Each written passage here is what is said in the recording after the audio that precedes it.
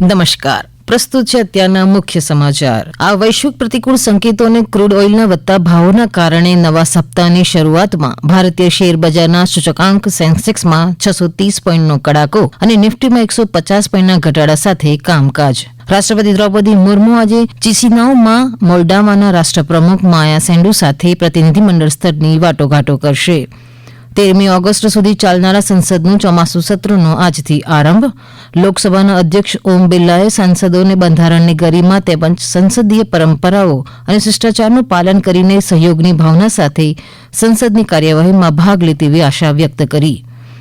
પ્રધાનમંત્રી નરેન્દ્ર મોદીએ 58મા આંતરરાષ્ટ્રીય રસાયણશાસ્ત્ર ઓલિમ્પિયાડમાં 4 સુવર્ણચંદ્રક જીતવા બદલ ભારતીય ટીમને અભિનંદન પાઠવ્યા. કેન્દ્રીય ગૃહમંત્રી અમિત શાહ અને સંરક્ષણ મંત્રી રાજનાથસિંહે આજે ક્રાંતિકારી અને સ્વાતંત્ર્ય સેનાની બટુકેશ્વર દત્તને તેમની પુણ્યતિથિ પર શ્રદ્ધાંજલિ અર્પી. સહકાર મંત્રી અમિત શાહે કહ્યું છે કે પશ્ચિમ બંગાળમાં ઘૂસણખોરી રોકવા કેન્દ્ર અને રાજ્ય સરકાર પ્રતિબદ્ધ. મધ્યપ્રદેશ કેબિનેટે સમાન નાગરિક સંહિતા યુસીસી બિલને મંજૂરી આપી. અમેરિકામાં ભારતીય સમુદાયે અમેરિકાની સંસદ અને યુએસ સિટીઝનશીપ એન્ડ ઇમિગ્રેશન સર્વિસીસને વિદ્યાર્થીઓ અને મુલાકાતીઓ માટે વિઝા પ્રતિબંધો પર નવી 4 વર્ષની મર્યાદાના અમલીકરણને રોકવા અપીલ કરી. ખેડાના વાસદમાં બાળકીના અપહરણ અને હત્યાના આરોપીએ પોલીસ પર હુમલો કરતા સ્વ બચાવમાં કરેલા ફાયરિંગમાં આરોપીનું મોત.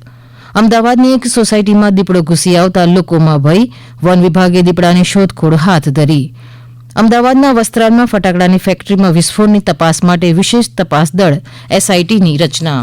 રાજ્યભરમાંથી ઝડપાયેલા નશીલા પદાર્થોના દહેજની એક કંપનીમાં નાયબ મુખ્યમંત્રીની ઉપસ્થિતિમાં નાશ કરાશે. અરવલ્લી પોલીસે ગુજસીટોક કાયદા હેઠળ વિદેશી દારૂનો સંગ્રહ અને વેચાણ કરતી ટોળકીના 8 આરોપીઓની ધરપકડ કરી. ગુજરાત એટીએસે પ્રતિબંધિત આતંકવાદી સંગઠન જૈશ એ મોહમ્મદ સાથે સંકળાયેલા દેશ વિરોધી કાવતરાના કેસમાં વધુ 5 આરોપીઓની ધરપકડ કરી.